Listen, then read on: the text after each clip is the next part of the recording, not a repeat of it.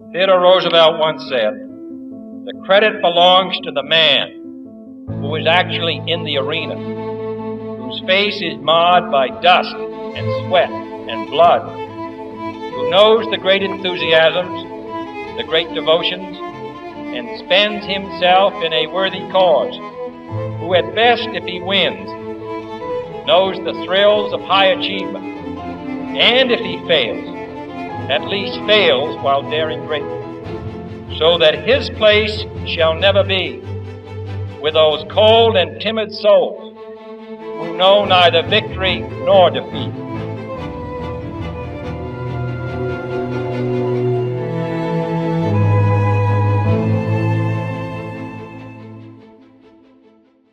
All right, we're fucking live. So this is totally new for me. Every guest I've had on so far was either a family member or like a best friend.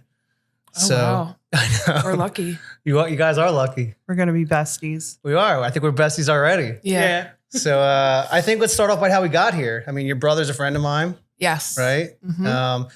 He recommended that I link up with you, and that was hard for me to do. Was it? It's fucking weird. Yeah. No, you seemed very like personable through text. And, I am. Yeah. I am. And you seem just like your brother, Yeah. you know? What? What's that mean? Very personable. Oh, okay. Very personable. And Because he's a little intimidating. At he's times. fucking nuts. Yeah. He's nuts. Yeah. I worked with him for, I guess, a year and a half. And he could be fucking crazy, Yeah. you know? Yeah. So introduce yourself. I'm Dana Heilman, formerly Tomeo. Yeah. I miss my last name. It's a great last name. Yeah. I grew up in Delaware County and I moved to Levittown in 2013 with Sue. Okay. We both arrived at the same area. And That's like the sober living capital of the United States. it is. Yeah. Yeah. Never knew it was existent until. I don't think there's anything like it No. still to this day, right? Yeah. You guys ever go to the 12 Keys? Yeah. Oh, yeah. Yeah, Yeah. I go there. I'm like there probably every Tuesday, Wednesday, Thursday. Oh, nice. Nice. Yeah, I like it there. What time do you go? 5:30. Oh, cool. Super sweet. I go right to the gym, then right there. It's just super convenient, Yeah. you know? I like all their rules, but I feel like in early recovery, it's a little too much. Yeah, no cursing. That's a tough one. Yeah. You know, there's some crazy people there, just like anywhere else, but good people. Yeah. Good people. Yeah. No, I can appreciate it though. You can't. I can. Oh, like yeah. the structure. Yeah. Yeah. Because if you don't have all that, then it's just like a free for all. Yeah, You know yeah, what yeah. I'm saying? Yeah, they do a good job. They do a Yeah. good job there for sure. For sure. And so you said you wanted to bring your friend because you guys are a good time, right? Oh, yeah.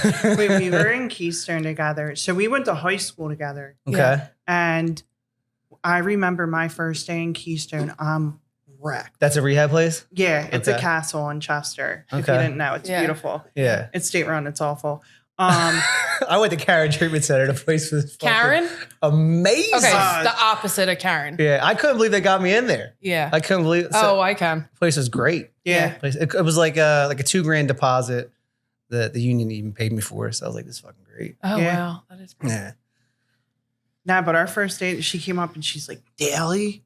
I was like, who the fuck are you? She's like, Dana. And I was like, oh. And then we ended up living together. Mhm. No shit. Yeah. Mhm. No shit. So you Yeah. both met, you rekindled in rehab. We rekindled. Yeah. Were you guys friends in high school? Not really. Not really. We'd see each other running yeah, around. Yeah. She was a grade below me. In high school, all my life, I was a really good athlete, student. And then this rebellious part of me came out in like junior, senior year. Mm-hmm. And that's when I remember seeing her the most. And I was just like, I wanted to set up like walkouts, and I didn't take my SATs on purpose. I went Really? to art school. Yeah. I quit varsity basketball. Really? Yeah. For what? Just a party? Just a party. Yeah. And I just like, I don't know. It was just like this rebellious nature that came out of nowhere toward like everybody and everything. No Weird. particular reason? Mm-mm. No. Because I was like this good, you know, all my life, like Greg, you know, shares some of the same stuff we went through throughout life. Like sometimes, well, I definitely didn't have a mom around most of my life. And then I had my dad, but my dad had 6 kids and it was just a lot. So like, I felt like no one ever kind of told me what to do. And then I was just angry and did whatever I wanted even more. So 6 kids, like you guys are all siblings or you had kids from other relationships? There's 2. So Tony and Heather are Greg and I's half siblings. Okay. And there's Greg, me, Nicole, Brittany. Okay. Yeah. No shit. So like I'm 16, like he's raising 2 little kids at like 40 some years old. Me and Greg went the good way with the Carpenters Union and I, went the other way, went a different path. Yeah. But I remember seeing her like in the hallways and talk. And the cousins, remember we called them the cousins, like this group of friends, Rachel and The Prospect Girls? yeah, like Prospect Park? Yeah. There was this group of like 6 girls and we always just called them the Prospect Girls. We called them the cousins. Yeah, I don't know. When I was an apprentice, first year apprentice in the Carpenters Union, like 19 years old, the foreman was from Delco, and he would joke around that there was like a little midget colony. There is. Midgetville. He said that you would drive by and he'd throw rocks at you. Yeah. I always thought he was I got around. chased out by rifles, I think. Really? Yeah. So whether it was true or not, there's a lot of that in my life in recovery. Like midgets? Were the bugs there or were the bugs not there? The rifles. Yeah. I'm pretty sure we were in like someone's pickup truck when we drove up and they would tell you, like there's little cabinets and there's little people and people would always try to like get a visual of these people, these little people, and we got chased out. Yeah. That's crazy. Yeah. And we have Satonsville. What's that about? Satan. Yeah, so what's that? Glen Mills? Yeah, I never did that. Oh, I did. See, I never went to Midgetville. Okay. That's our thing. Yeah. Satanville, you go out and it's this road and it's this church and there's a bridge. Like you sit on the bridge, you can hear a baby crying. But the way that the trees go, you just threw that in there. You can hear a baby crying. What do you mean? These are the things that you're told, you know. So yeah. you go with it. Like scary stuff. No shit. Yeah, and the trees all like grow away from this church. And when you're back there, like people would always say, it was kind of like KKK you would see out there, like all white. Really? And it would be like an all white Bronco would chase people out of there. No shit. Yeah. Did you go? Yeah. Why wouldn't you? What happened? Whack too. Like, nothing ever happened. I never got chased. And I was with good drivers too. You have to be with good drivers when you go. Absolutely. Yeah. You couldn't do it. Yeah. You're not a good driver? No, I don't like I-95. My mom's like that. Yeah, I can't. She won't drive on the highway. I drive 1 hour to go to Delco every weekend when I go. Really? 22 minutes on the highway. I can't do it. No shit. It's okay. You're a good driver. You're just a scared driver. Yeah, I'm good. I've been in many accidents that I've never caused one. It's impressive. Mm-hmm. So what was your high school experience like for you guys? Because mine was like it was chaos. My dad got sober when I was a senior. He would walk out of the house Friday at 5:30 to go to the 6 o'clock meeting, and the keg would get brought in at like 5:31, and we were crushing oxys up at the table. The gangsters were in the basement smoking weed, and that was what we did every Friday night. Yeah. It was chaos from the jump, but like it was cool. Nobody had a problem. It was a ton of fun, and like now all these people are either dead or in jail or they're sober. Oh yeah. There's like I have like no normal friends. Sam. Mm-mm. No. Same for you guys? Unless there's like a work person or a neighbor. Right. Like that's normal, Yeah. because other than that, it's either people in recovery or they're dead. Yeah, it's really that simple. Mm-hmm. Or really just lost, because there's a large group of people who are just still homeless and are just still sick or mental health and just they don't have access to stuff and they're just out there. And it gets weird for us because she's in a different aspect of like behavioral health field now, but like I've been working in the field for 8 years and I went from running recovery houses to doing outreach with the police department in Falls Township. And like now I do admissions for multiple treatment facilities, and it's so weird when like people you know and you used to use with, and they came and partied at your house and you grew up with, and you're like standing there in a bulletproof vest. And No they're like, shit. do you want to go to treatment? Yeah, Like, she was a why cop. is Susie Daly here? You're a cop? Basically. Come on. Yeah, part-time. It was a co-responder program. Okay. So I was with Falls Township Police, and anytime there was a call that had to do with like alcohol, drugs, mental health, anything like that, I would go to help like de-escalate the situation and get people coordinated with treatment. If it was like, minor charges that wasn't going to happen, we had like that program to kind of not make that be the outcome. Right. Like go to treatment, get help, or Like a go warm to jail. handoff. Yeah. Is that what it is? Yeah. Okay. Because the police and EMTs, they're not equipped. Even doctors still don't get the right training for like empathy, compassion, and all of that. Isn't it crazy that like all three of us are sitting here right now, like, going from full blown addicts to like now it sounds like your whole goal in life is to help people. Right. I mean, I feel the same way with the leader. Oh yeah. With From the leader. being so selfish. Oh my God. I was the worst. I just wrote a paper, and like some of the notes I was taking, I was such a taker. Yeah. I would just take from everywhere. I wasn't necessarily a thief, but I just was a taker. Like your time, your energy, your trust. But I just think, horrible person.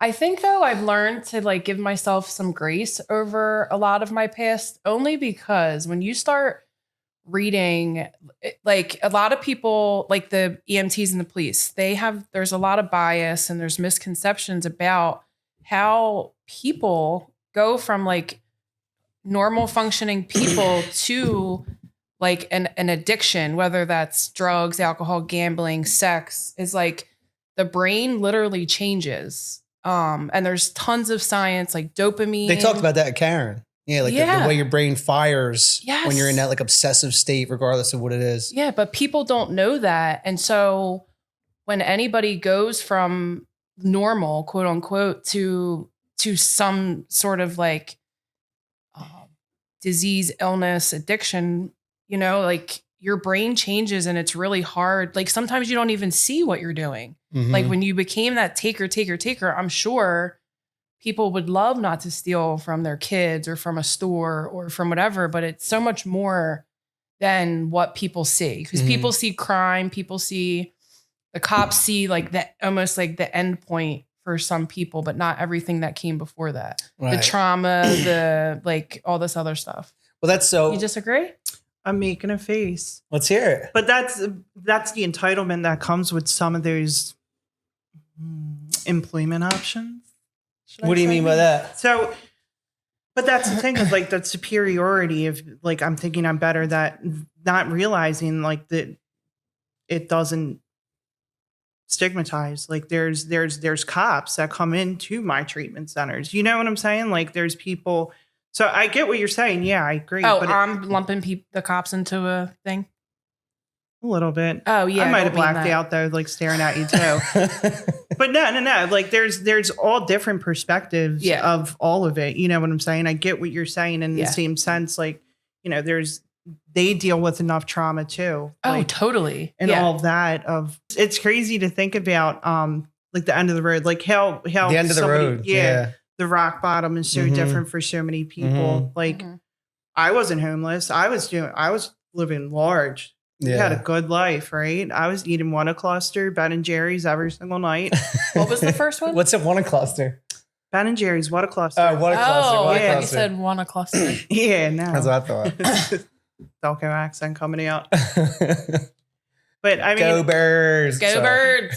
It's interesting. It's almost like you see the stigmatizing within like everybody's thing. Like you meet somebody who just drinks alcohol and they're like, I don't want to be in there with all those little heroin addicts. And I'm like, okay, Ronald, well, guess where you're going. Yeah, I've seen that too. Like the full blown alcoholics, they kind of stick their nose up at the drug addicts. Like there's no difference. Yeah.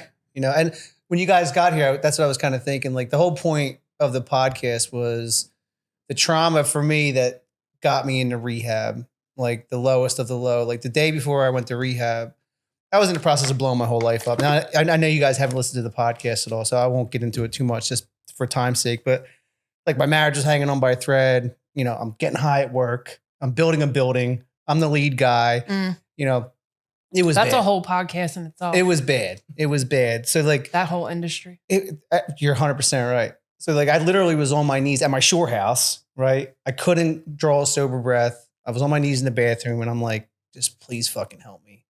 And my sister just texted me randomly, I think it's time you go away, bro. And like that's what happened. But at that point, it wasn't like a material thing for me. This was the most I felt lost in my entire life. I was totally soulless. So the point of the podcast was kind of like to take that experience, you know, rehab for me was traumatic, you know, and kind of talk about how it started, what it was like for me, and like how I'm trying to get away from that day. You know, and you guys have just both touched on trauma. Like, what was it like for you guys? Like when you kind of finally stopped and got into treatment? So like, I'm the complete opposite. I think of my day before, like all the time. So do I. You have to. Oh, okay. I have to. Oh, okay. I have to. Yeah. Like that day, when I say get as far away from that day, I mean, I need to get my life as far away from that day. No, that day is like, I have a tattooed on my back. Oh, all right. You're like, good then. No, you know that. No, I didn't mean like that's non-existent day, like to block it out of my memory. That's what drives me every single day in my life. Like before you guys got here, I had a shitty day for no reason. I ran to a meeting, 3 o'clock meeting. I ran back here and I'm listening to some podcast, just trying to clear my brain because I'm stuck in the mud. And like the only answer is to keep fucking going. So like I draw on that day every day because that's my wife loves me again. My daughter's talking to me. My job's great. But before rehab, like I was fucking dying a slow death. Like I'd call it death of 1,000 cuts. I wasn't going to lose it all, but I was losing my soul more and more every fucking day. That was what it was like for me. Yeah. You know? Yeah, and that's even just thinking about it, it's fucking terrible. Terrible. You know how it is. You can't draw a sober breath. right. You just can't. I remember my first rehab, I was 19. I think I went to 4 of them. Yeah. 5? I think maybe 5. What? No, I was like, me too, Bestie. Bestie. Did you go to Miramont, Bestie? I did. I went to Miramont. 19. Oh, yeah. I went to Miramont. That place was nice. This is good. My sister works there. So I went there and I used to go to NA for many, many years. And then I was 26 when I got sober. But that last time drinking, I never once thought to myself, wow, you need help. I was just so in it and so lost and so like it was bad that thought never came to me. And I always will remember that because if I go back, that might happen again. Like, I don't know where I'll end up, like what will happen, lose total control over that. And that's scary. It's scary. That's so scary. Because I can't escape my brain now. Like having a bad day. Yeah. Like there's all these things I'm working on right now. She walked in and I was working on this loan and need my husband to go to the bank and this and that. And it's like nothing compares to that. Nothing.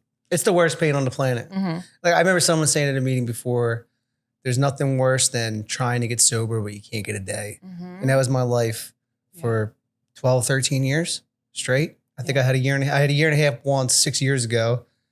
And, but I always knew I was going to drink.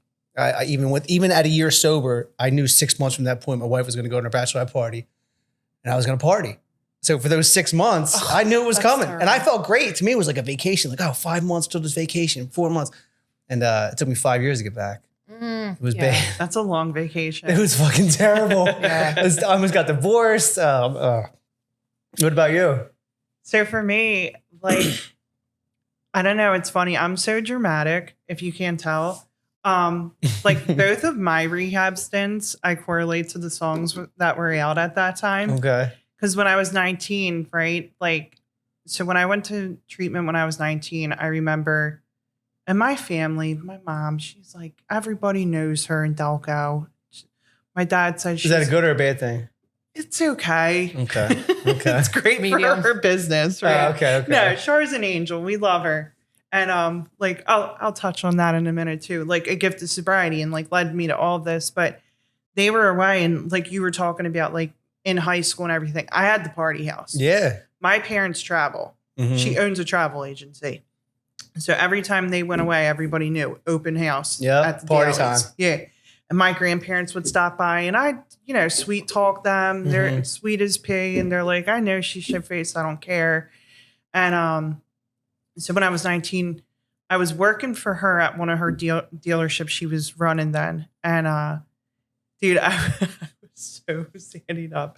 I was just telling somebody this story. I'll never understand the Xannies. Like, it put you to sleep. Don't try to understand that. Like, opposite. Yeah. Percocets was to me was the greatest things on the planet. I can't imagine Well, Yeah, yeah, you're pep in asleep, your but step. you ain't asleep. Well, I guess like right. You're fighting the Well, sleep. people say, It's like- what happens between then. People like when you took perks, you weren't like tired. I'm like, no, it was the fucking greatest thing ever. I would go to the gym on perks. I'd I'll be productive vacuum at the front work. porch. Yeah, it was amazing. We're doing everything, Yeah. cleaning everything. It's a That's great a whole time. other episode of our. How old are you? 41.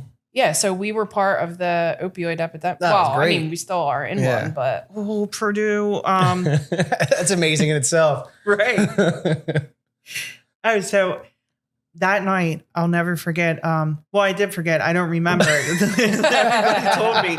So I'm like falling over, and the next morning I wake up and I'm like black and blue. I have Sharpie all over me. And this girl, Ariel, I used to hang out with, she said I was dipping pizza crust in the ashtray thinking it's ranch and eating it. Oh, that's great. I'm like, this is so good. yeah. You want to try this? Wait, you John's ate the burnt. ash? Yeah. Oh, Man. So I'll never forget my parents getting home and I'm like, I gotta go to rehab. And they're like, whatever, loser. Let's go to Fairmont. And we're driving, right? And you remember that song? Like, it's too late to apologize. oh my gosh. Yeah. Yeah. I'm in the back seat of their Ultima, Crying. bawling my eyes Yeah, out. Absolutely. Trying to find Daddy's my blue little and my girl. poop. Yeah, you can't go to rehab sober. Like, there's no No. shot. No. No shot. No. But Keystone, my last time, I got sober when I was 25. And yeah, like at the end of that, like I said, I was still living with them. They would kick me out here and there. She'd pay my month rent wherever I stayed. Like I was always taken care of. Like I never had any consequences.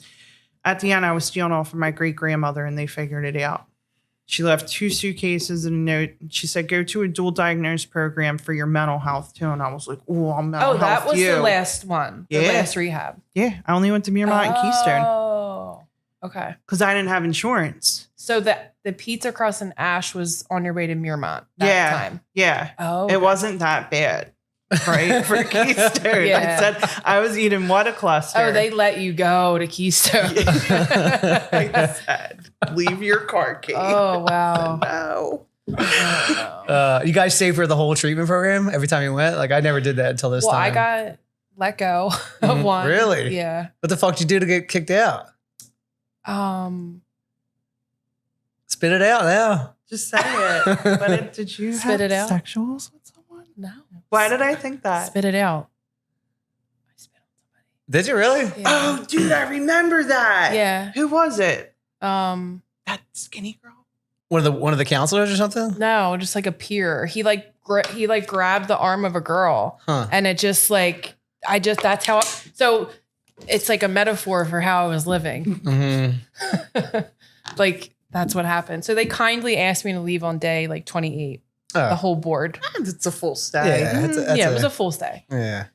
And then the last one was Penn Foundation, and I was an angel. Like it was almost like how I was my whole life as a student and an athlete came for full circle. So I was like that way, and then got lost, and then came back to that. Wow. Is it? We're Yeah. talking about like the craziest moments in our entire lives, and like we just, it happened. Yeah, You know. yeah. No, you know, it's funny. Like this comes up at a meeting all the time. People laugh at the craziest shit that they do, and I thought about it for a minute. I don't know that people laugh at the craziest things that they've done prior to getting sober, or like out of like humor, Mhm. or the fact that they're just so relieved that Yes. that's not a part of their life anymore. Yeah. Because like, you know, we all laugh at these things, but for me, it's like, thank God. It's like Yeah. my grandfather would say, my grandma had Alzheimer's, and my grandfather would be like, it's funny, but it ain't. Yeah. That's how I look at like my history. Like it's funny, but it ain't. Yeah. That's You know what I very mean? true. It's fucking terrible. Yeah. I yeah. read a book on Like, shit. but it'd be Yeah. funny though. Yeah, hilarious. Yeah. Yeah, I was working at Camden like 7-8 years ago, carpenter with this company, and I never knew anything about Camden. Didn't know how bad it was. Like, we're right in the drug capital of like, the city, and I had a wedding to go to with my wife. We just started dating like 6 months prior, and this crackhead walks down the street. I'm like, "Yo, dude, you want to get Suboxones?" And he's like, "Yeah, can I get in?" And he gets in my car. I had a car at the time. His name was Magic. I was friends with Magic for a fucking year. Oh my God. Like I would go down to Camden, I would look for Magic, and I would find him. Like, You were done the job and you would go down? Oh yeah, I was on a different job, so with a different company. Like I was working on the Parkway. Break time's 9 o'clock. I'd leave 5 minutes early. I know I can get there like 9:07. Find Magic. I can get back to work at 9:30 and like maybe be a little late, but nobody would know. And all I have to But do you're is, good. I'm good. Give him a couple like extra $10, Yeah. and I'm fucking on. Yeah. Like that. It's just like, oh my God, fucking Magic. I love drug dealers' names. They're the best. It's Yeah. my favorite. Yeah. They're the best. It's fucking crazy. It's fucking crazy. And now we're sitting here. You just finished your MBA program. Yeah. Well, it's kind of, it's a master's, but Master's in program. organizational leadership. Yeah. Was basically an MBA. Right. Mm-hmm. And what about you? Are you in school or are you just working on your career? Work on my career. Yeah, there's nothing wrong with that. I couldn't work on anything. It's like, fortunately with drug and alcohol, you know what I'm saying? You can there's like certifications and learn and everything like that. And plus like my ADHD, I'm like, I want to learn this. I want to learn that. Yeah. But like I did go to school for medical assisting. So that played along. And then I went to school for an EMT when I was with the cops, certified recovery specialist. Like, so that's the thing. I just keep racking up like certifications and continue to try to learn to see how I can benefit with it. Because at this point, I'm like, what goes best with drug and alcohol? Like psychology? I don't want that. Well, it's like, it's tough because the experience that we have is really the answer. Yeah. You know what I mean? Like, I know you need the certs to get certain jobs, probably for insurance purposes and things like that. But like, nothing beats the experience that we have. And you guys have been sober a long time. How long have you been sober? 10 years. And you're 10 years. That's crazy. So when I had my sister on, she was like, you know, she just had 17 years. And I'm like, man, if I had 17 years, I'd be the fucking president. Because that's how motivated I feel. Yeah. When I'm the opposite though right now. What do you mean? I kind of would just want a simple life. See, yeah, my wife and I, we fight constantly about this. Like, I started the MBA program 2 years ago with a little bit of time sober. I was able to finish a year, but then the year after that, I kept dropping classes and withdrawing. And when I was in rehab, I went to rehab October 28th. And I just started going through my email and I was getting ready to get kicked out of the program. I didn't even know. I thought I was going to be done with the program. Like I was just going to be on drugs. So I reached out to my advisor and she's like, if you register for the January 8th winter quarter, you won't get kicked out. So I fucking registered in treatment. Yeah. I'm like, I can't lose this. My wife was not happy about it, but I was going to get thrown out and everything that I've done the 2 years prior would have been, it wouldn't even have counted. So she was, because that's a lot of pressure. Yeah. Like, that's a lot to. Well, the way I looked at it, I got out of treatment the day after Thanksgiving. So I had the whole month of December to get my mind right, to kind of get some sort of routine down. And then I started school and the job site I was on that was the only thing I was doing well. So I knew what I was coming back to. And for me, it was a no-brainer. Like I had to but the point is when I finally cleared up, like I just felt like I had to start moving forward. Yeah. I had to get away from this fucking shit. Yeah. So something productive. Yeah. Yeah. So it's like a point of contention in my marriage. Like not so much anymore because like I make a meeting every day. I call my sponsor every day. Like I do the things I'm supposed to do. I haven't that's my MO. I'll get good with my wife, my job, the gym. And then AA works so well, I stop going. You know what I mean? So like it's different now. Yeah. It's different now. And I know it's only 6 months, but I got to stop saying only. It's like the best 6 months of my life. I was just going to say. Yeah. I know. Stop. Yeah. Yeah, this that guy word is canceled. You're right. You're right. You're right. Because you have so much more than that. Those other sobriety times, that's all experience. I agree. Like my therapist said, You might have messed up here and there or stopped doing something, but there's always there's never perfect balance. There's not one perfect person in recovery. No, I agree. Failure doesn't define anything. It's just like you just got to learn from it. And but when you do hear 6 months and then you hear 10 years, but like 10 years, I feel like has just flown by. but Yeah. not Right. at And the here's same the time. thing, like what defines success too. And equivalating that with happiness and everything too, because we take a look at these things and it's like throughout like my story, right? Like for me, like my last day, like wasn't my worst day. Like I had deeper bottoms like within my sobriety. And like I worked my way up. Like when I ran those recovery houses, I ran 17 recovery houses. I was chief operations. Really? Like I ran an entire business. You know, like I did a lot and that was a huge accomplishment for me. And I left. And when I left that job, I took a hell of a pay cut and like COVID happened. And I remembered like not knowing what was going to happen. And I was sorting out like PTSD that happened. And I moved home to my parents. I remember I called them. I was like, yo, your girl's poor. Yeah. Or like, Help. I need you. Yeah. And like, Yeah.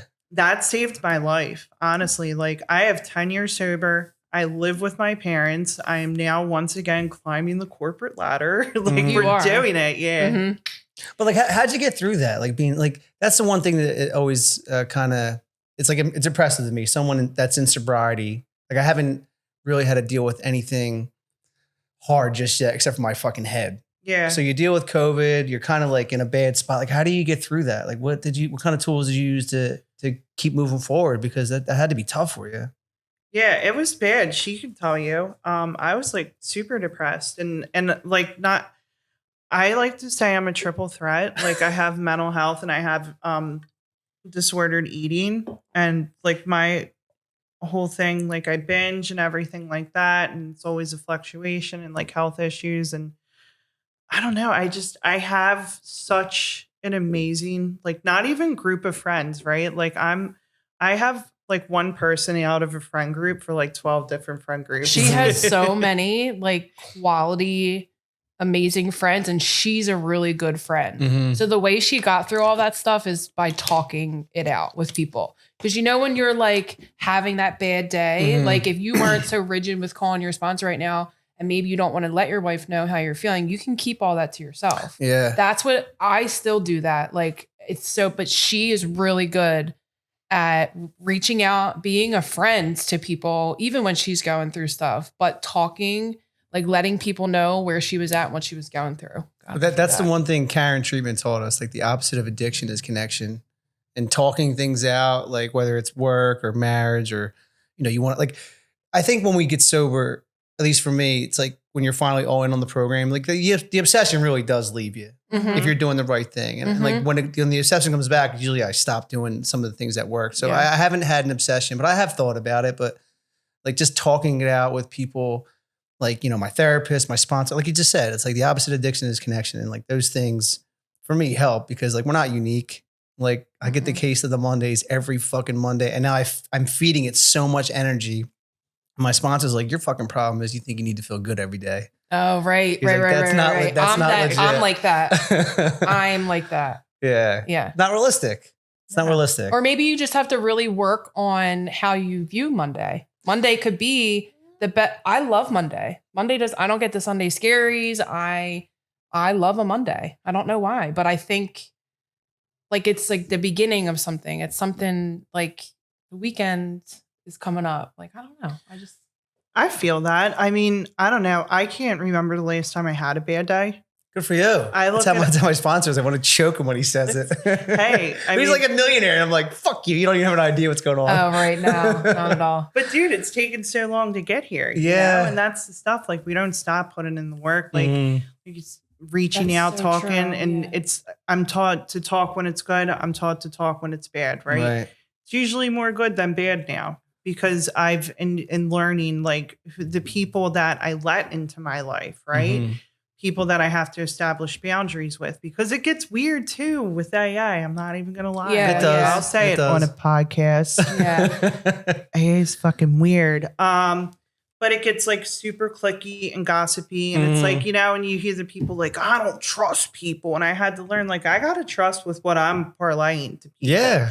You know what I'm saying? To not be like that. And it's like, dude, it's so funny. I was thinking last night, I was like texting a friend and with this information provided, like the old me would be like, am I fucking God? And like text everybody. Like, I'm not a gossip queen anymore. Like, that's not my priority, you know? And it's just crazy just how, and that's, you know, because catch me 4 years ago with like 6 years sober. Yeah, I'm yapping all over everywhere. Yeah. You hear this one cheat on this one.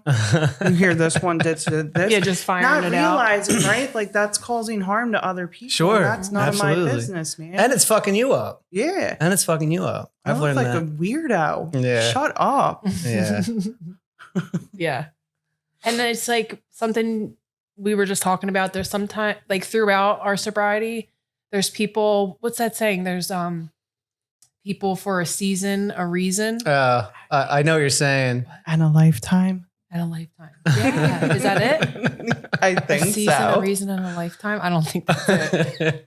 But that has definitely happened over the years. Yeah. Even with my brother, the first 5 years of recovery for me, he did not talk to me. He mentioned that. Yeah. He mentioned that. He wrote me off. But guess what I had to do? I had to be like, so the first instance was Easter. I think it was like year 1 or 2.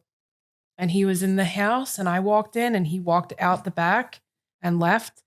I felt bad. I was like, oh my God. Like, and then 3 other years went by and I just had to accept it. And I had to like put myself in his shoes and be like, okay, we come from this family of like mental health, addiction, like all these issues. And do I blame him for that? No, I did not blame him for that.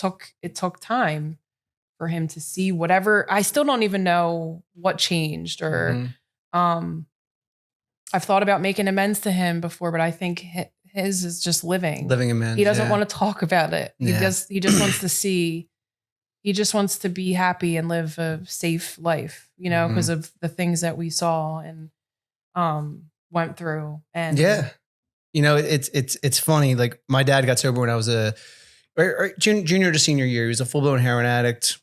I saw him detox on the couch. My mom left us when I was a freshman. So my drug addict dad raised my sister and I for a while.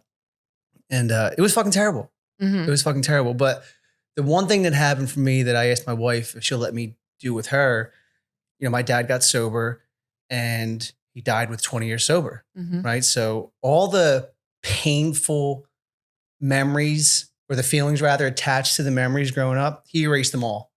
The guy, it's probably similar to how Greg is with his dad. And I have one other buddy the same way with his dad. He erased all those bad feelings attached to those memories. So I asked my wife and my daughter if they would give me the same opportunity.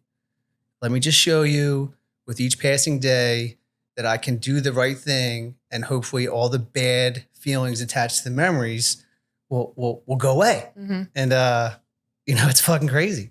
It's crazy, you know? That's my dad right there. Is it? I was going to ask. I had a whole mural here, but I took it down just because I thought it was going to be too, whatever. For right now? Yeah, it was just too cluttered. But no, you should have left it. That. Yeah, I have my mom up on my cabinet in my kitchen. yeah.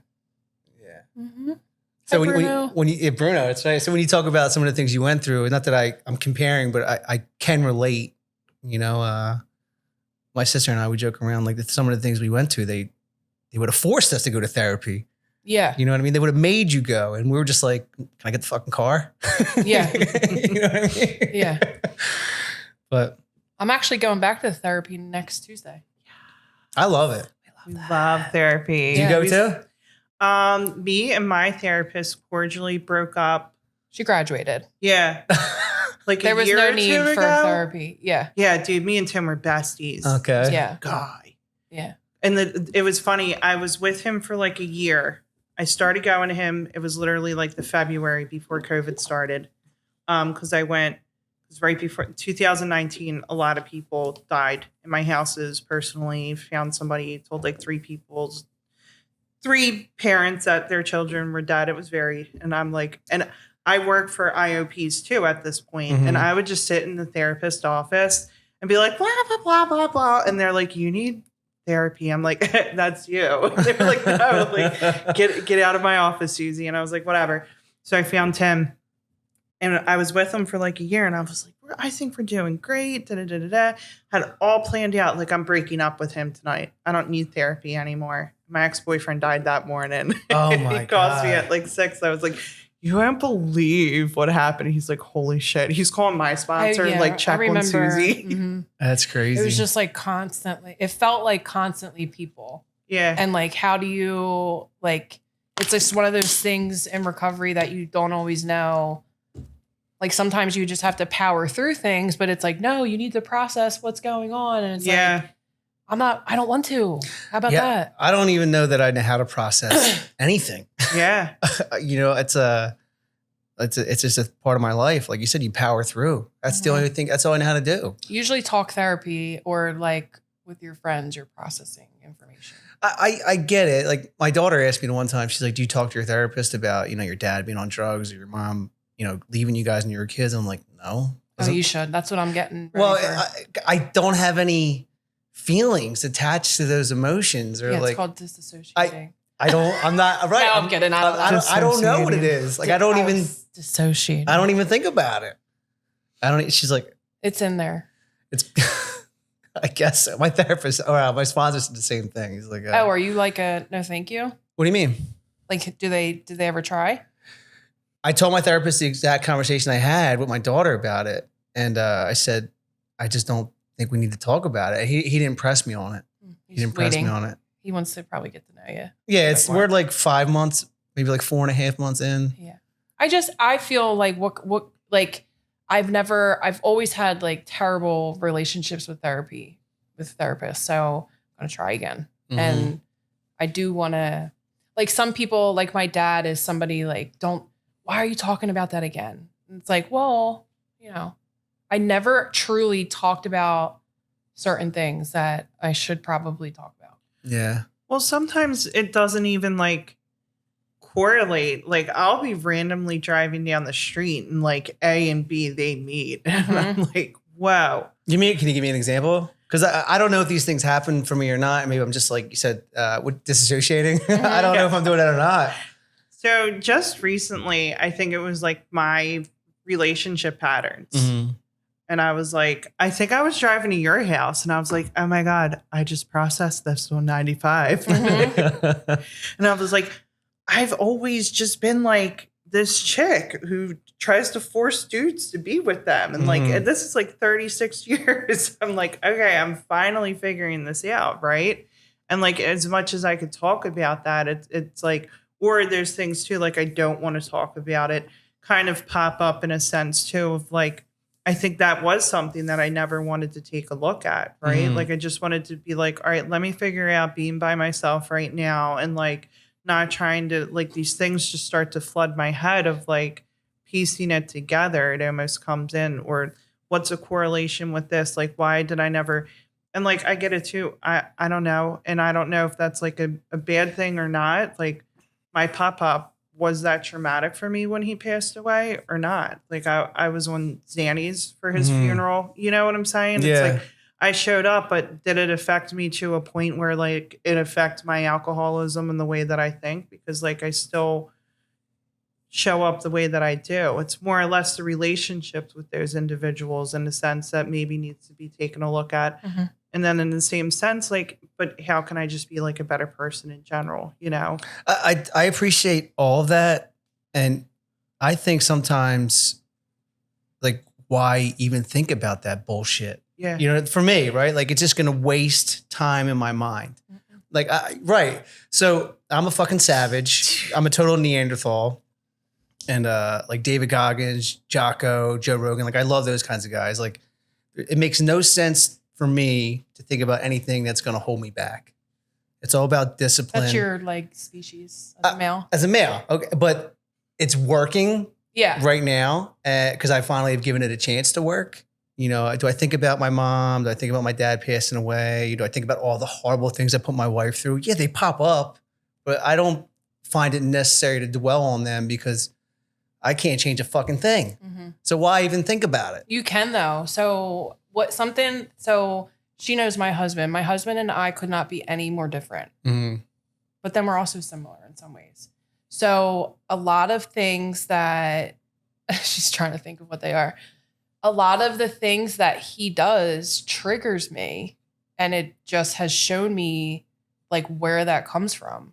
And Like, well, give me an example. He triggers you how? Like, what does that mean? he's really, what's the word? Intense. He can be like Stop staring at negative. me I'm to trying to give you an think. answer. I'm trying to think of a word, and I don't know if it's like a word. He's just very intense and can be like negative, and that makes me uncomfortable because my dad is the complete opposite. Literally, your house could be burning down, and my dad would be like, "Well, you know, That's how Greg is. you have the insurance and da da da da da," and my husband's like, "Rah, rah, rah, rah, rah." And I'm like my dad. I really, that's how I want to be, and that's how I think I am most of the time. My dad was the same way. So it just is like, why? Like, what does this remind me of? Why am I so uncomfortable? And my mom was unpredictable. My husband's a doll. Like, I love him. He's not unpredictable, but sometimes there's certain things that I just wouldn't act the way that he does, and it comes off unpredictable to me. And it just shows me like we're just a product of our environment. So like the stuff that you've gone through in your life definitely plays out in your life. Oh yeah. So if you have like, it's made me who I am. Yeah. I agree with that. So I like to learn that about myself, because if I can take a look at that stuff and have someone kind of validate me or teach me coping skills or like talk through certain things. And then like I've done a lot of it on my own, where like I used to shut down for like a whole day with my husband. Now it's like 15 minutes and I move on. Good for that you. has taken practice. Sure. It's not just like something I said I was going to do and I did it. It's literally like has taken a lot of time. And that's just one thing, you know, like there's so many other things that just make me think about like who I am, you know, like I'm a product of my environment, and it plays out in my life. And I like to know that, you know, because if I didn't know that stuff, I would be like, why am I like this? Like, where does this come from? You know? Yeah, I constantly think I'm fucking nuts, and there's something wrong with me. Like, you know why? Like the fear of failure and less than, not good enough. They plague me every It fucking comes from day. something. Yeah, like I don't know what. I think as we're talking, some parts of it, and I've said this before. You know, my dad, although he died sober and happy, his life was a failure. You know, he 40 years in the laborers union, but retired with no money other than his pension. Lived in a shitty house with a shitty stepmom, and I think that would be what the definition of hell is for me. I don't know if that plays into like why I keep trying so hard to be better. I don't know, but you know, that's just what popped up as you were talking. What do you think? Can you relate at all to that? Is this therapy? I don't know. We are vibing. Yeah, I could do this for hours. Yeah. Well, let's put a pin in it 1 second. So, speaking of that, what do you guys do now at 10 years sober that kind of helps you get through some of the challenging times that you maybe had to deal with early in sobriety, but now just like second nature for you guys? Like 6 months sober for me is totally different than a decade for you two. Yeah. You know, for me, it's like I have to make a meeting every day, or I feel like I did something wrong. Like I have this routine that is certainly going to be different at 10 years than at 6 months. What's it like for you guys? So I'm cool as a cucumber, man. Like I still talk to a lot of people in AA on a daily basis. And a lot of my friends too, which is cool about having 500 friends all over the place. Like I have friends that don't go to fellowships. They're still clean. They're amazing people, like do spiritual practices or just, you know, all out good people. I have friends in NA. I have friends in CA. I have friends in Delco NA up here. I have an aunt who's an Overeaters Anonymous. You know what I'm saying? Like, so as for that and like the support of people, it's cool having like multiple different facets of like individuals of different experiences and stuff like that, how they cope with it. And then I get really weird with my girlies, like moons and stuff like that and meditation and everything. But I have a sponsor. She just became my sponsor almost like a year ago. I've had a lot of different sponsors, a lot of different experiences. And I love that so much. Yeah. Like, and not even like and even the ones that like we ended terms and like I was kind of resentful. Like I got to imagine it's a natural feeling, right? Breaking up and being some sort of Sometimes resentful? it's like given refreshing. terms, yeah, given like the you're happy terms on to end it. because some of them, and it's like I'm not gonna like some of them were like some like fucked up situations, right? And I'm like, yeah, nah, I'm gonna like ghost this person or like micromanaging or just like or just it didn't Shaming. work, right? Didn't work. Shaming, Didn't connect. yeah. Yeah. And it didn't even need to be like that deep or nothing. But the one now, dude, she's cool. She's cool. We love her. And then I had a home group, but my work schedule keeps changing. And so I just try to make at least like one a week, whether it's women's, whether it's down in Delco, whether it's up here. And then fortunately, like I do get to make at least two. But there's always something that I'm doing. And it's like, I try not to, I also had to learn those like boundaries with myself with not getting burnout because like I do work in the field and I'm literally, it's like and I'm in management. So it's like, I have a team that majority of them are in recovery. So I'm like, hey, are you guys cool? Like, is cool. Is everybody good? I mean, you're around like-minded people all day, every day. Yeah. That's got to help. Sometimes. I guess it could be a detriment sometimes as well. Too much. I feel like you loved it. I loved it. I worked in it. Yeah, because I can sit at my desk and I'd be like, I want to shoot coke. And people are like, yes. Speaking of shooting coke, my best friend on the planet, he used to live down Kensington in Somerset. Right, he's a tough guy. He's like the equivalent of a tough guy. Because he doesn't think he's a tough guy, but he is. Yeah. And he'd be down there living with two other tough guys from the neighborhood. And he told me one time, he's like, yeah, we're fucking broke. We're robbing. We're shooting coke. He's like, it's fucking terrible. We're homeless. But when all three of us are shooting coke in our neck at the same time, it was fucking awesome. And in my head, I'm like, that does sound awesome. Like, what the fuck? Yeah. Not awesome. No. Not awesome. No. But I digress. You could probably relate to the way he was like, yeah. Just the way, the visceral feeling, like the excitement of like just getting on. Yeah. You know, I can relate to that, you know. And then when it wears off and you have to sleep in a potato factory in Kensington or Somerset, not good.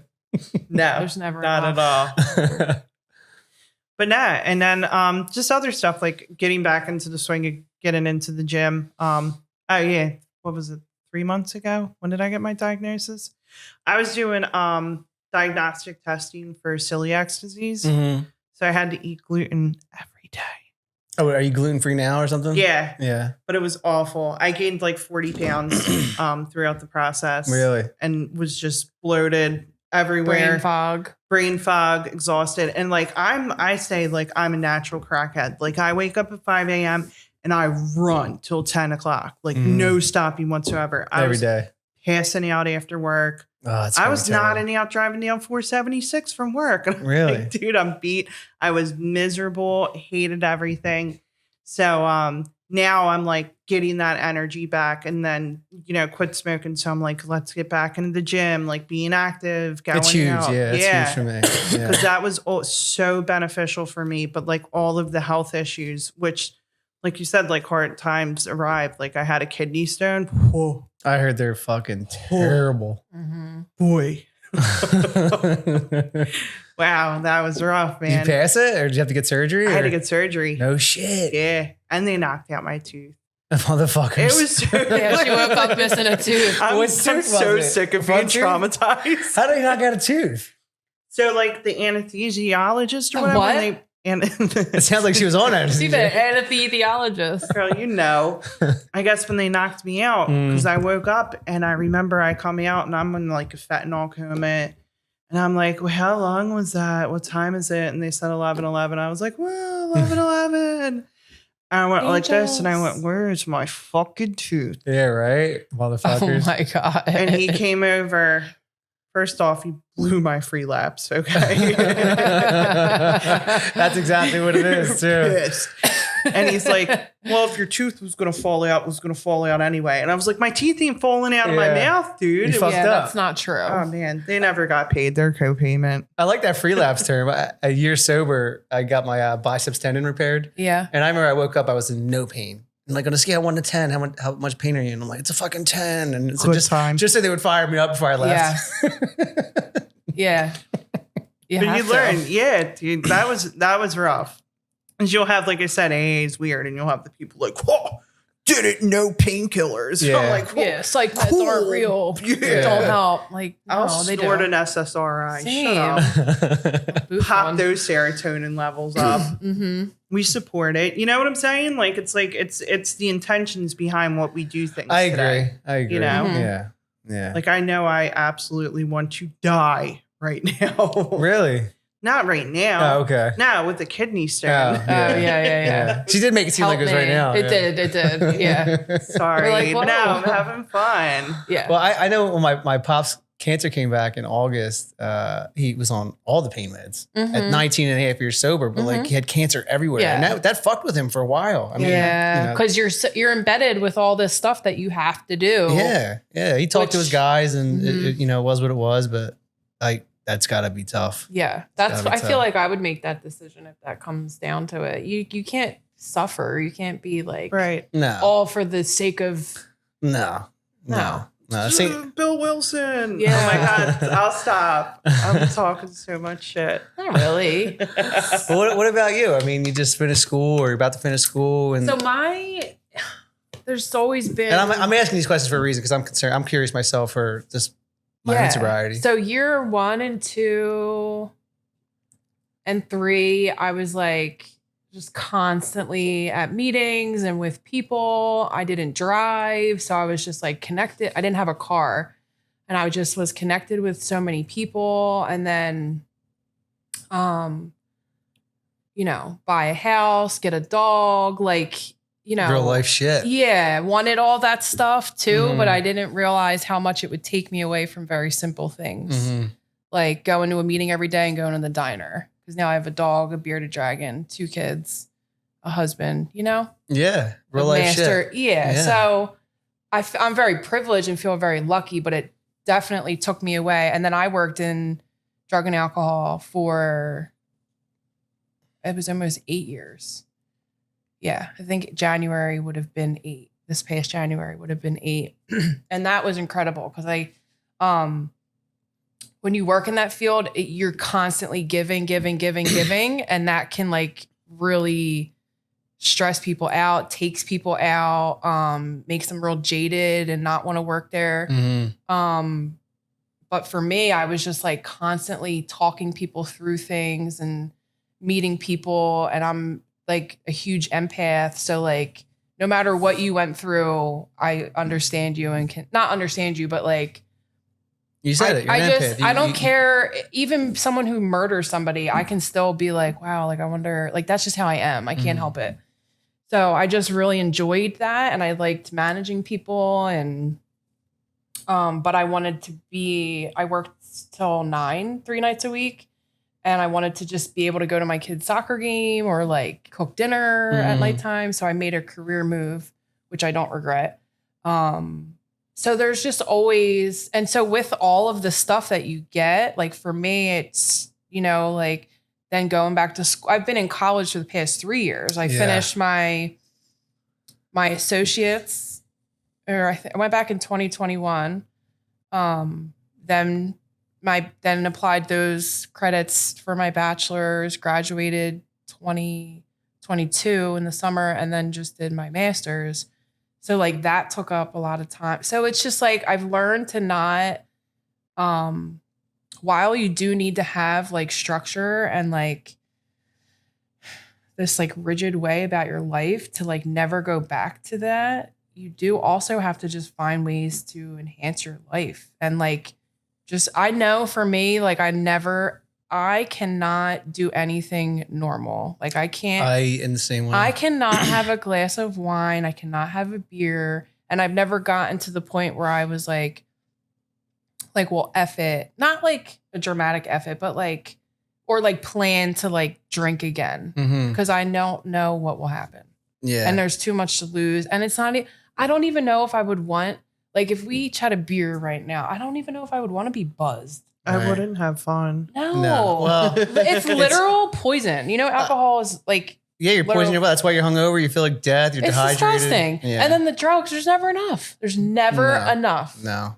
And you get sick or you get crazy. Yeah. Like, so you have to find, like, You have to learn how to be comfortable in your skin and your mind and like find happiness and like really I'm extremely grateful. I mean, I'm an Alcoholics Anonymous. I'm extremely grateful I'm a drug addict, because if I was just an alcoholic, I could probably trick myself to think that having a drink would be okay. But snorting the occasional 30 is never okay. Yeah. So like that's like still in me. You know what I mean? Like that's the exact opposite of whatever normal looks like would be snorting a 30 on a Monday night. There's no one successful snorting per 30s. No. I can't even smoke weed. I would never even think of it. Right. Never even But if you had a drink, you would want a perk 30 2 hours later. There's no if I relapsed on a beer or a glass of wine or the vodka in the cabinet, within an hour, I'm going somewhere, making the call or getting the next thing to make me feel that way. Can I get a front? It's like, no question. Can I hold something? So the last guy I was getting 30s off of was a fucking deaf dude in South Philly. And we would FaceTime. How pathetic. Yeah. We would FaceTime. Like, where you at? I'm like, you're like, he could read lips. Oh my God. I am on Broad Street. Magic, deaf dude. Dude, it was like, yeah. And you got to be careful. So They're not even. fun. Well, that's the disclaimer every drug dealer has, like the real. Yeah. The real. Just say no, the real. Like, fuck it, I don't care. But you know what took me out this past year? The fucking kratom from the tobacco store. Yeah. You're definitely an addict. I was drinking. So I had 90 days sober last Christmas. The kratom got you? Yeah, this time. Wow. So that's really bad for you too. It's so bad. 90 days sober last Christmas. My wife and I were going through a hard time. She kept catching me up until October. She would randomly catch me with the bottles. And she finally called me for the last time, because the last time before that, she was like, if I catch you again, I'm throwing you out. So she threw me out. And I was sitting on the couch right there. I went to the gym. So what happened was I thought I lost it, the bottle. I texted my partner at work, like, yo, I got to run home for something. And really, I was just going to the tobacco store. And my wife went on the Amazon account on my phone and saw the text. She didn't even tell me. She didn't even tell me. How Amazon? What do you mean? She went on my phone to look at the Amazon account and saw my text message. Oh, yeah. She's like, well, he didn't come home because she works from home. So she goes to my truck in the middle of the night, doesn't say anything, finds it. Yeah. I'm looking for it at work. Yeah, she's on a mission. I go to work. I go to the gym. We talk throughout the day. I had no clue she knew. I'm sitting on the couch. She gets done work. She fucking puts it right next to me. I know I'm caught. And I'm like, I was looking for that. Oh, that takes a lot of, that says a lot about her. And then she threw me the fuck out. And that's when I started doing 30s. So for that 2-week stretch that she caught me to rehab, it was 30s, it was Coke. I was down the shore. I was in fucking AC. I went to the bathroom. I'm doing fucking, not E, but like, what's the other stuff? MDMA? Yeah. Molly. Yeah. I don't even know where I got it from. I went to the bathroom. I blew my nose and I had a white shirt on and blood's all over my shirt. And I'm looking in the bathroom. I'm at the Brigada and I'm like, well, I ain't going the fuck home. Yeah. So like 3 days later, I was in rehab, but like fucking nuts, dude. Yeah. You're definitely an addict. Oh, listen, I know for sure. I'm a fucking addict. No normal people do stuff like that. Yeah. No. That's why like us sitting here together, it was so bad. The kratom too, it's really hard for people to get off of because it gives you this like sick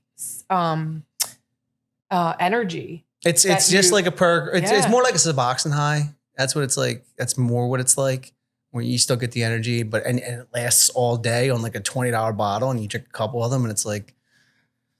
For educational purposes, anyone watching, you can overdose on it too, and it's not reversible by Narcan. Really? Mm-hmm. How do they even get away with selling that shit? They just find ways. How does America do any of the shit? All the supplements that we have on the shelves are not regulated. Yeah, so and you could make your own. You could literally put. Well, it's like anything else, like in a pill and sell it. When they do finally ban one, you change the formula, the chemical compound. K2 is the same way. Mm-hmm. Yeah. But I wanted to ask you guys, like, one of the things that helps me stay sober this time around is just like setting goals. Like I set daily, weekly, monthly. I have like a 5-year plan, but I'm not. Wow, good for you. But it's not like before where it's like, I want the 5 years to end today. Mm-hmm. Like I'm totally committed to the 24-hour process. Like I don't think about a year from now I want to have my MBA or a couple years from now, my wife and I want to relocate down the shore. Like I'm not stuck in those moments, but I need the goals to like keep me going in the positive direction. Mm-hmm. Do you guys do anything like that? For me, they save my ass. So I'm not. Not everybody needs that. My I wife bought doesn't a need that at planner all. last week, and I put something like I want a visual of like what my month looks like and my daily and my week. I'm not good at it. I try. Yeah. But I try to just get through like I'm working on getting interventions for my son. I have to sell my car because it's a Hyundai and I live in Philly. I graduate next Thursday. So like I'd rather, Congratulations. thank you. That's awesome. I'd rather maintain those like acute things in my life. Mm-hmm. And then I kind of put myself last a lot of times, but it works for me because I like to figure stuff out and get stuff done and check that off and like have like groceries and stuff, like simple. Like, Well, I like to keep it simple. I get it. It's what works for you works for you. But I envy people with like my brother, you know, the Dave Ramsey money stuff. He loves Like Dave I Ramsey. wish I could do He sent stuff me a text like the other that. day, like, But I'm debt. We talk about Dave Ramsey, and he's like, I'm debt free. I'm like, damn, dude. he's so content with his like, what is like a 2004 Camry or something, or He's- Corolla. your brother's or, the fucking man. Yeah. Dude. He's the fucking man. like I, you know, we're just Oh, and he's the one with the little house in Ridley. yes, Fucking dream life. yeah, Yeah, and he's a With happy that big backyard? He's a happy dude. yeah. You ever see his backyard? No. Well, I've seen pictures with you guys in the back, like him and his No, dad. there's like down the hill is like the creek. No It's shit. Like, yeah, Oh shit. yeah. Just run around barefoot in it. Mhm. What about you? Or is that important for you? Do you need that? What, goals? Yeah. Eh. No, I mean, like, well, No, that's like, how it's and important. that's what I'm saying. Like, I wish I could do like a 5-year thing. Mhm. I fail that like in interviews all the time. I'm just like, dude, I have no idea because I just bounce around so much. But in the same sense, like I just have been taking care of things financially, lining that up. And like, Mhm. yes, my goal is to move out of my parents and purchase my own house by the time I'm 40.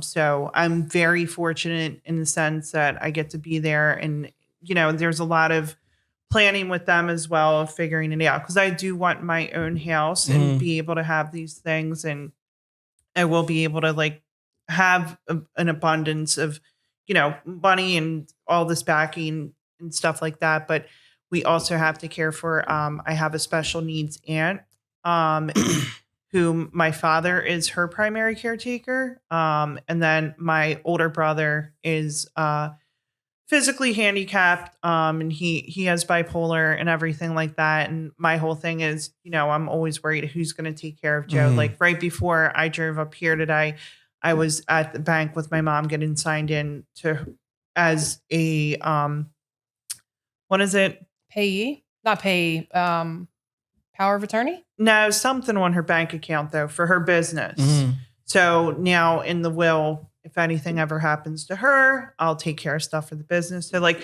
a gift to Crazy sobriety. drug addict. Yeah, right. right. Sobriety. I You son couldn't of a even. bitch. I was like, Wow. what? I was like, I'll drain this right now. Yeah. Say I won't. say I Try me, won't. piss me off. Yeah. Eat my gluten-free snacks. But no, dude, it's so wild. Like, so my thing is like, I just try to get away. I try to do vacations. Like Yeah. right now, I'm just like, I'm loving not having a care in the world. To like, you know what I'm saying? Like, Mhm.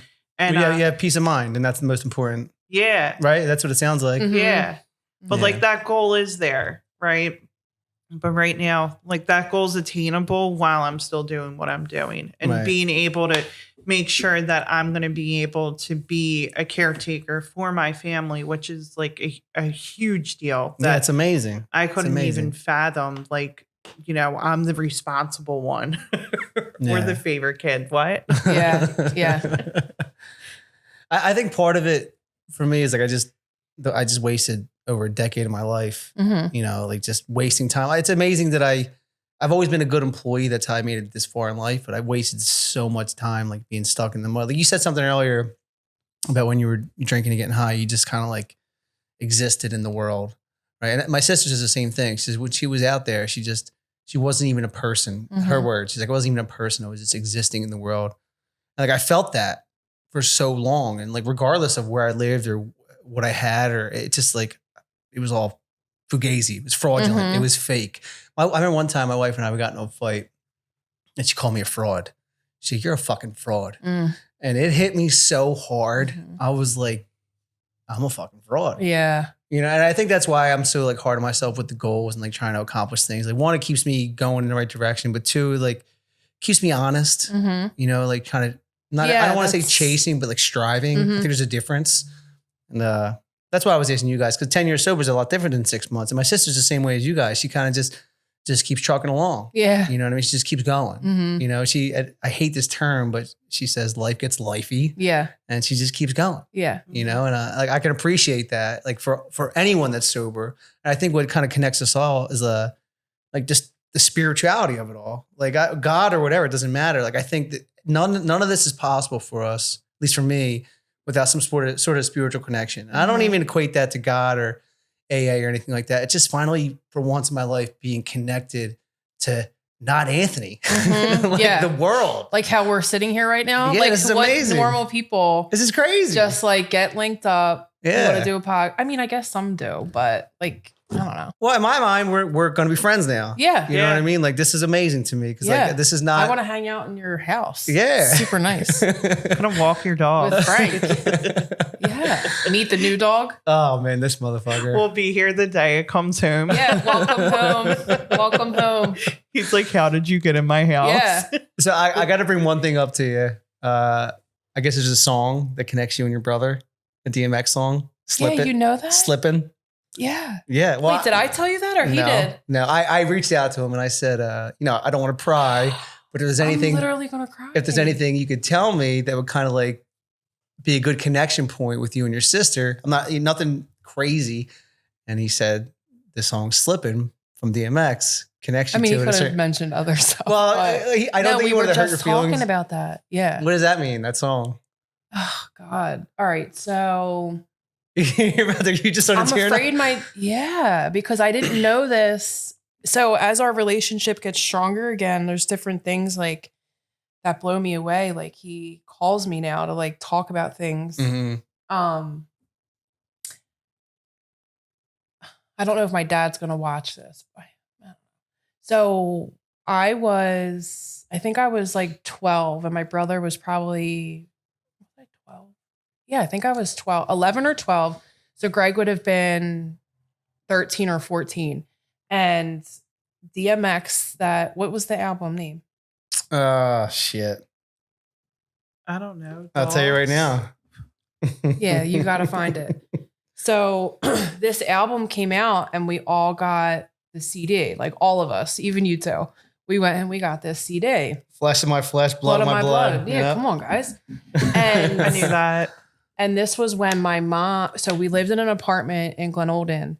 And this was when my mom was seeing this woman across the hall and she was smoking crack constantly in the apartment, out, not coming home, all this stuff. And me and my brother, we shared a room Mhm. together. We hated our lives. We were constantly living in fear and survival mode, like for multiple years. My sisters were born at this time too, and that we played that album, and that song like crushes my brother. It sounds like, because for me, and this is where how cool recovery is like I feel so fucking amazing that I got through that Mhm. and like all this other shit, and I'm at where I'm at today. I just want a simple life, Yep. careful what I wish for type of mentality.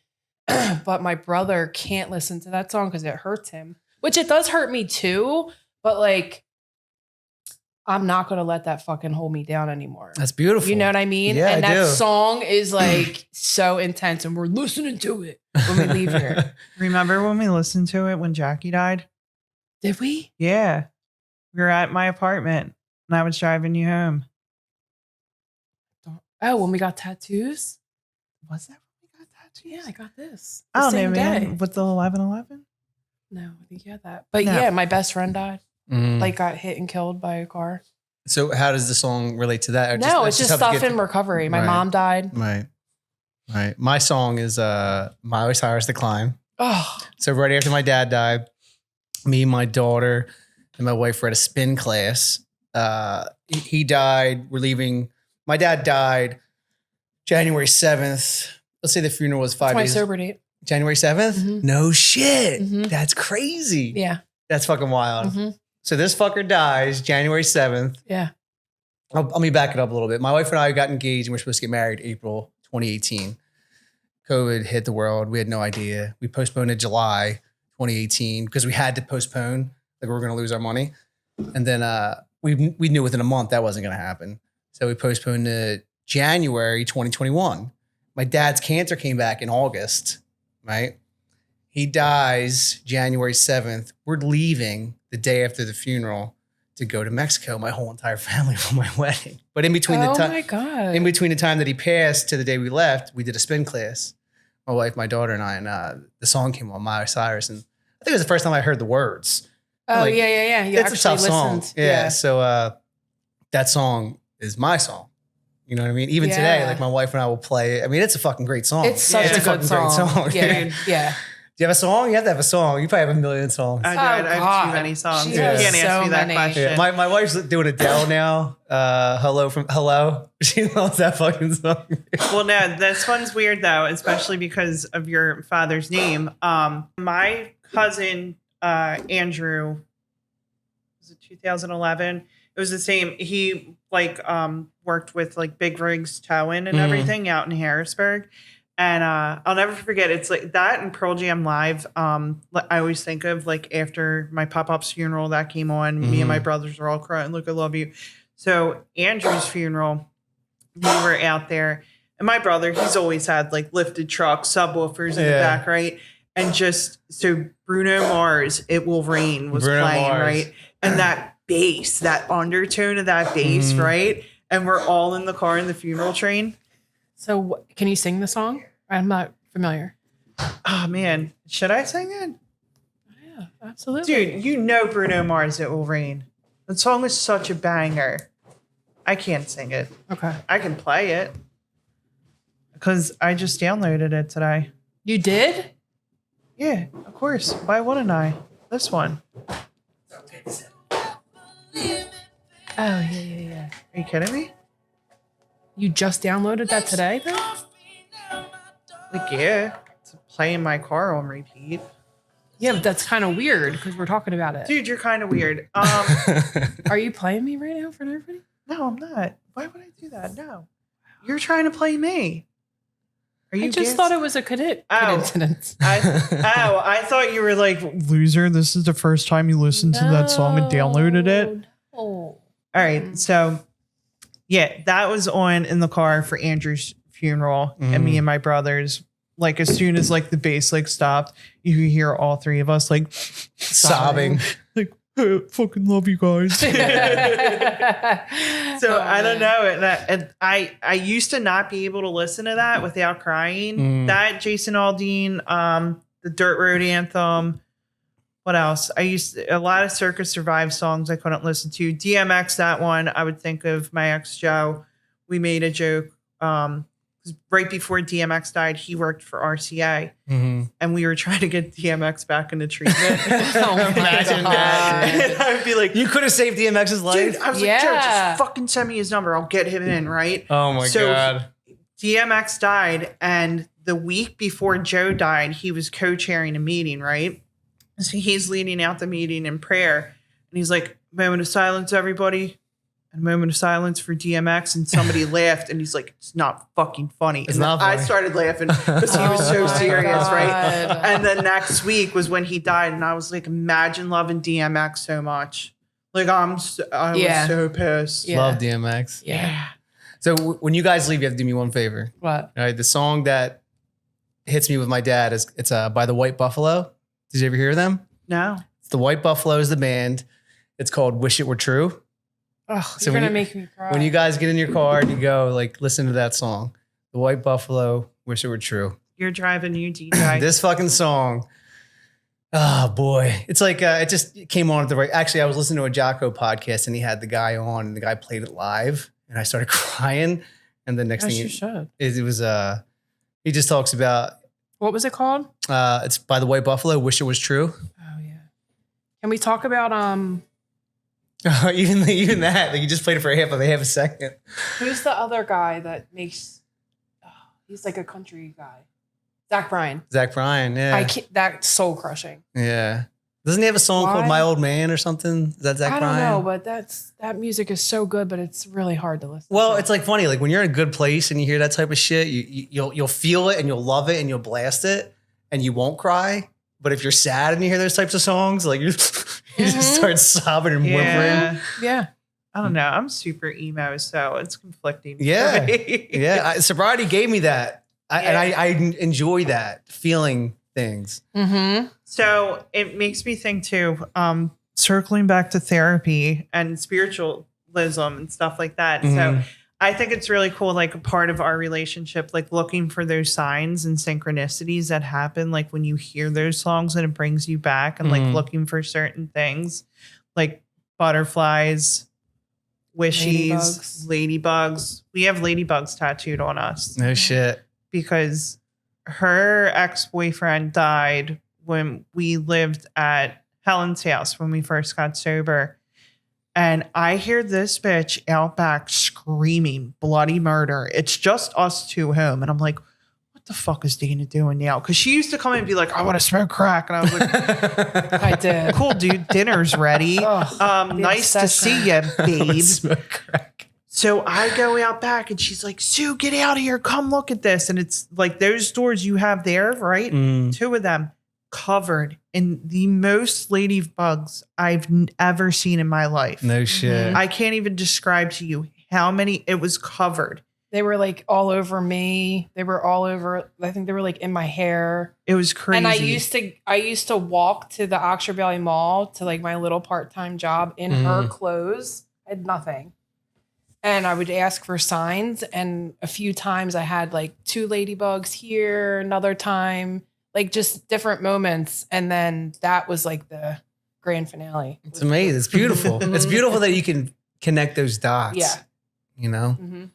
So I got to thank you guys. This was amazing for me. Yeah. But I'm curious, like, do you have any final thoughts you'd like to share? Because this was amazing for me. We're strangers, right? Yeah. Connected through sobriety and your brother. We share the similar feelings and emotions about a lot of different things. So that's why I'm super happy that you guys did this. But anything you want to go out with? I take back anything negative I said about Bill Wilson. You can't, it's live. You can't do that. No, I love Bill and Bob. I do. Come on. This was cool and Yeah. super cool. And just like, I don't know. I hope it gets to a lot of people to help of like just different opinions and perspectives on things. Like, and thanks for having me.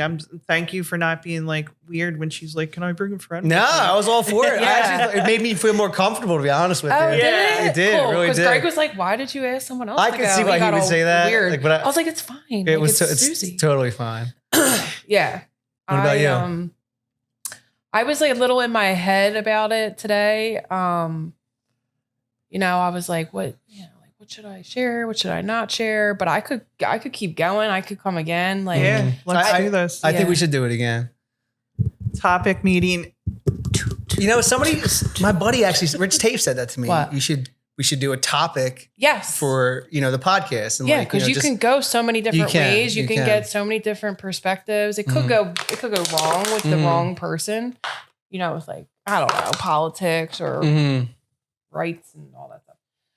But no, I think if you have a topic and get the right people for it, it'd be great. But yeah, you can help so many people like with a platform like this.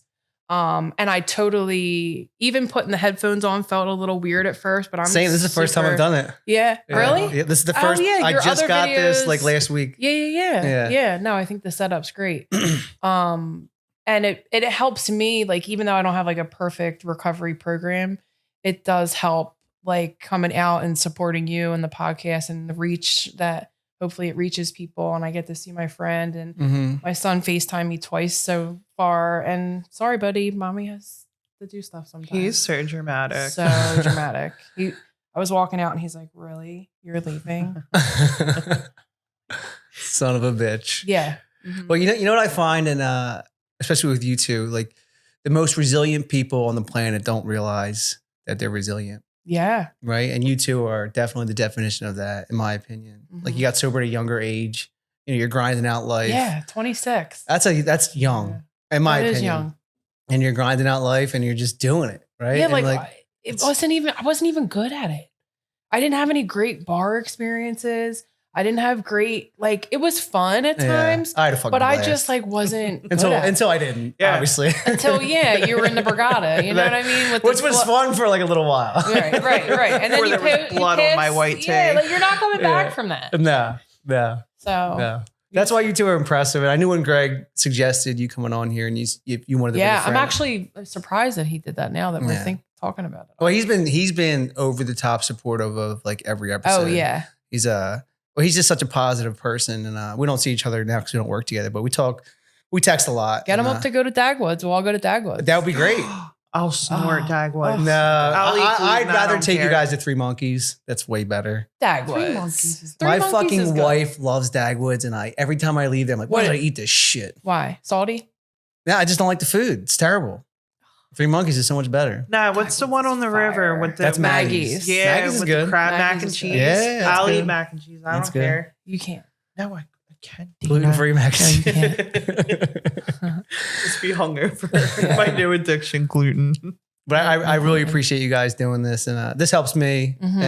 And the whole point of the whole journey that I'm on is, and why I did this podcast was really to track my experience and my journey through recovery, the way it looks like for me. And if anybody can relate or get anything out of my story, your story, like my family story, whoever was on the podcast, and because I don't think we're unique, Right. and I think if people genuinely took a moment to listen or watch, that some of the things that you guys said would help them. Yeah. Would help them. Yeah. And 10 years of sobriety is it's amazing. Mhm. And like you probably don't even look at it. Like my sister was like, Friday, we're at my nephew's baseball game. And I don't want to cry, but when I got sober, she said, Who cares? when I got sober, she said, nice. Vinny and D'Angelo is going to get their uncle back. Oh God. Because I'm there, but I'm not there. Yeah. You know what I mean? Yeah. And, that's sobriety. Yeah. That's Yeah. sobriety. Yeah. So, and thank you. yeah. And thank you for being vulnerable. Yeah. And dude, good job. Daring Greatly, Brene Brown. You ever read it? No, not that one. I No? have the one with all the different emotions and Okay. stuff. Mhm. But we'll become friends on Yeah, we'll social exchange numbers media. after that. Honestly, I have the Day Before Rehab Instagram that for a variety of different reasons. My wife. I didn't know you had an Instagram. Yeah, Day Before Rehab Instagram. That's what we're on Spotify and YouTube. And I don't have social media, so I have to get your number. But my wife runs. Oh, the Day good for Before. you. Yeah. Yeah. It's just easier to not have it. Yeah. I found I get myself it. talking shit in my head Oh all my day, God. every day. Yeah. I constantly want to talk the most shit Yeah. on Facebook. Be That's like, my next. people cut like the this are cord. weirdos. And Yeah. I'm like, Susan, The stop. fighting that goes on in comments. It's brutal. It's just so. So Weirdos. we did a drive-by for our wedding because it got canceled, and we were my wife was devastated. This is before my dad got sick, and we were supposed to get married in Mexico, which we did. So we did a drive-by, and her In Mexico? No, Oh, of the place here. where my Oh. in-laws live around the corner. So we actually still got married on April 18th. Like That's my birthday. get the fuck out of here. That's my My anniversary. sober. That's literally my birthday. Really? Yes. That's my wedding my day. God. That's crazy. Bro. I know. That's fucking. What would you say? Synchronicity? Isn't that what that is? Yeah. Yeah. So we have my sister-in-law was she the officiant? That's what it's called. She Yeah. still did it because we wanted to make that day special because we were devastated. So we do a drive-by, and somebody in the neighborhood saw us doing the drive-by, and they posted on social media, and they attacked my wife and said, For driving a car. no, that we did the drive-by. All these people came by my in-laws' house during COVID, and they attacked my how could wife. you? They attacked her like fucking insane for weeks, beat her down mentally to the point where she was in tears every night. Like we played Mexican music and they called us racist and they really beat us down. Like, and my poor wife, like we wanted to do something special for that day. And it was all Yeah. his family. And, you just said something about, people on social media. They're fucking bullies. They're mean. You They're got nasty. married and people drove by? Like our families. Yeah, 'Cause it was- like people remember were doing when we would drive-bys. do drive-by birthday parties? Yeah. That's what we did. Our families did that. And they gave you shit for that? And they said you were racist? Because we played Mexican music. She's Coming from a Mexican. Mexican, no. Well, and we joked around like my brother-in-law is Puerto Rican. Yeah, like, come on. Not Mexican, I know, but like we tried, like, because we had somebody just said this at a meeting the other day. Metaphorically, they got punched and they punched back. Yeah. So I fucking punched back to my wife's defense, and you can't win. You can't win. No, you can't win. So that it just was time for me to just not have social media. Yeah. Just because there's no winning. Wow, good for you. I'm such Yeah. a hater. Well, as soon as I get this, I'll send it out to you guys, and we're gonna keep it moving. I'd love to do this again sometimes. This means a lot to me. 6 months cool. sober, 10 years sober. So thank you. Day Before Rehab podcast. Check it out. Boom. Just someone had to display. Love you, bro. Yeah. We love you, Dad. I love all of you. We love you, daughter. I love you too. Wow, that was nice. And I tell you